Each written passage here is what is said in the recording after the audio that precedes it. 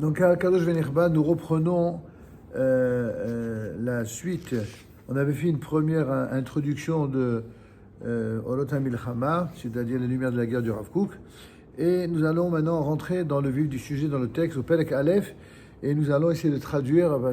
Le texte est un petit peu difficile, et on va essayer de bien le partager. Keisheyesh Milchama Gedola Ba'olam. Lorsqu'il y a une guerre mondiale qui s'abat sur le monde, Mit'orer Koach Mashiach, va s'éveiller la force du Mashiach, la force messianique. Beaucoup parlent du Messie, aussi bien dans le monde religieux que dans le monde anti-religieux. Et dans les deux cas, vous avez beaucoup de gens qui disent beaucoup d'âneries. Et vous avez dans les deux cas des gens qui essayent d'apprendre vraiment qu'est-ce que c'est que le Mashiach, qu'est-ce que c'est que la force des temps messianiques.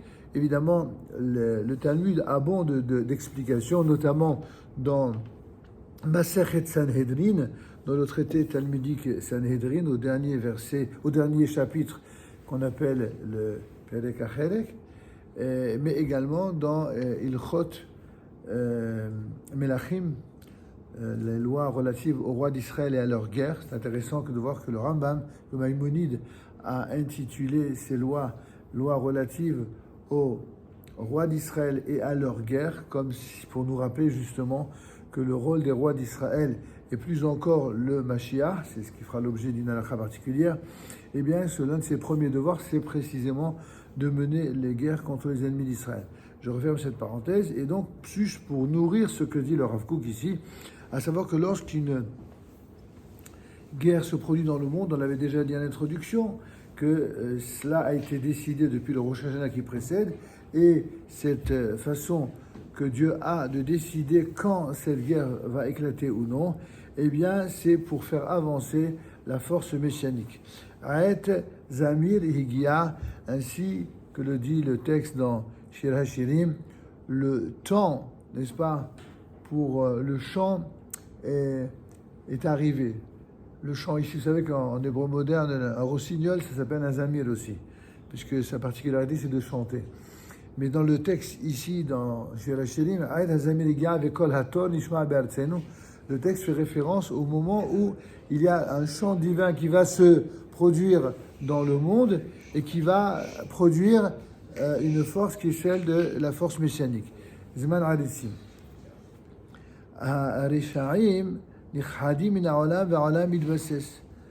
En fin de compte, à quoi on reconnaît la période des temps messianiques, c'est lorsque ceux qui prennent des coups, ce sont les méchants.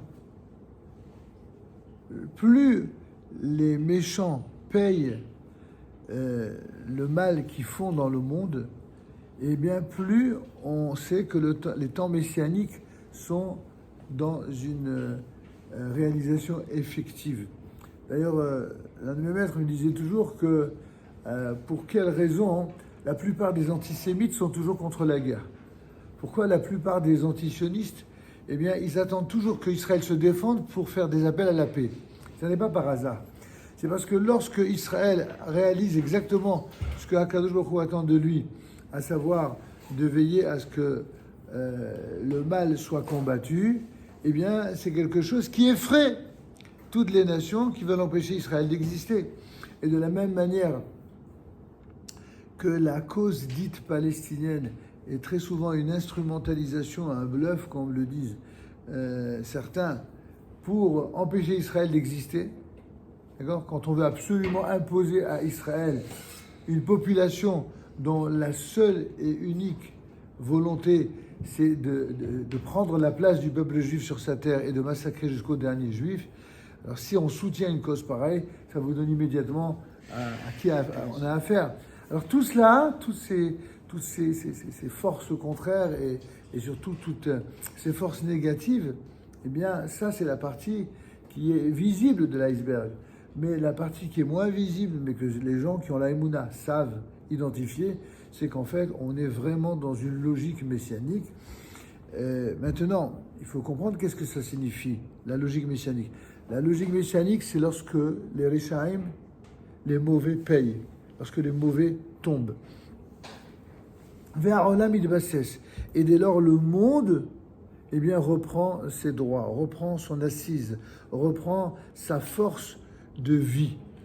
Kol hator nishma be'atzenu, et donc la voix du Tor, ici c'est le Tor dont il s'agit ici, il s'agit de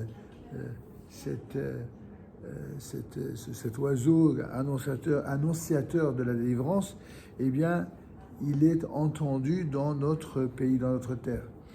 היחידים הנשפים בלא משפט, שבתוך המהפכה של שדר המלחמה, יש בה מיתת צדיקים המכפרת. Lorsque l'on voit dans une véritable révolution qu'on appelle la guerre, eh bien, un amas de mauvaises nouvelles, un amas également d'individus qui souffrent et qui, les uns sont enlevés, les autres sont tués. C'est quelque chose que les journalistes appellent ça des dégâts collatéraux. Nous, dans le langage ici du Rav Kook, c'est mitat tzadikim amechaperet. C'est la mort des tzadikim, la mort de personnages qui sont intègres et qui vient couvrir et donner une sorte de rémission à toutes les fautes qui ont été commises sans vergogne, qui sont en quelque sorte contraires et à la volonté du Très-Haut et à la volonté surtout du bien qu'il a décidé de promouvoir depuis la création du monde. Il y a, disent nos sages, depuis la création du monde, voulu par Dieu et réalisé par Dieu, il y a, on dit symboliquement, il y a 10 mesures de piété et d'intégrité qui permettent au monde de subsister, mais il y a malheureusement également 10 mesures d'impiété et de méchanceté et de cruauté qui, en quelque sorte, mettent en péril ce monde.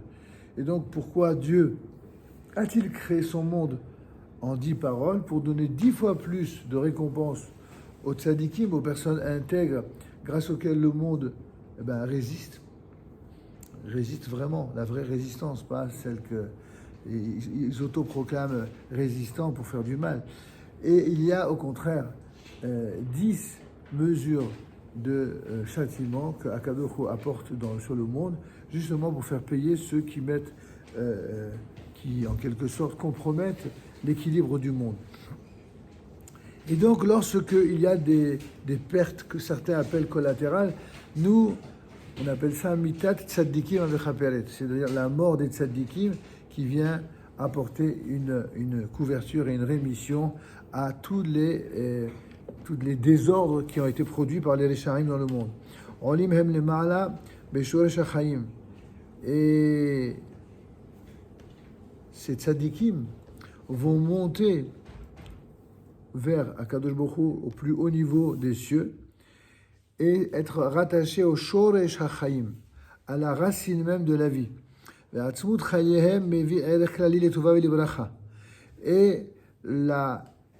l'essence même de leur vie, de ces tzadikim, c'est cette essence de vie qui va apporter une valeur universelle, une valeur collective de bien et de bonheur et de bénédiction, el klal binyan haolam bechol arachav umuvanav, et ce pour la construction du monde dans toutes ses valeurs ainsi que dans tous ses éléments de construction. On va arrêter bientôt. Juste un petit point, parce que c'est très difficile de traduire sans expliquer ce que le Rav Kook ici nous enseigne. Il faut bien comprendre qu'avec tout le caractère douloureux et même insupportable de tout ce qu'on a pu voir, observer, entendre, il faut savoir que malheureusement, ces douleurs-là, ces monstruosités-là, eh bien, elles ont participé de ce qui permet les diverses prises de conscience, que ce soit l'unité. Aujourd'hui, tout le monde est en train de donner des leçons d'unité, alors qu'il y a à peine 15 jours avant Sukkot, avant ce malheur terrible et cette effroyable tuerie, eh bien, tout le monde était prêt, sur le plan idéologique et même au-delà, à s'entre-dévorer et d'aller même, comme certains l'ont fait, jusqu'à appeler la guerre civile. Pourquoi ? Parce que quand les gens sont aveuglés par l'idéologie, qu'elle soit de telle tendance ou de telle autre, qu'elle ce soit pour des motivations de Torah ou des motivations d'humanisme, dès le moment où l'on met l'idéologie au-dessus de Dieu et de la Torah elle-même, alors on arrive malheureusement à provoquer des monstres, et ces monstres-là sont ceux qui, finalement, par leur tuerie, par leur monstruosité, tout d'un coup, eh bien, accélèrent ce qu'on appelle Galgal et Mashiach. Le Rav en parlera tout à l'heure, un peu plus tard. Donc nous arrêtons pour aujourd'hui et nous vous donnons rendez-vous à la prochaine, à la suite du shiur, pour la suite qui sera de plus en plus intéressante. ירבה להם תורה מזאת שנאמר, אמר חפש למעט שכולה דין תורה וידיר קדיש על ישראל.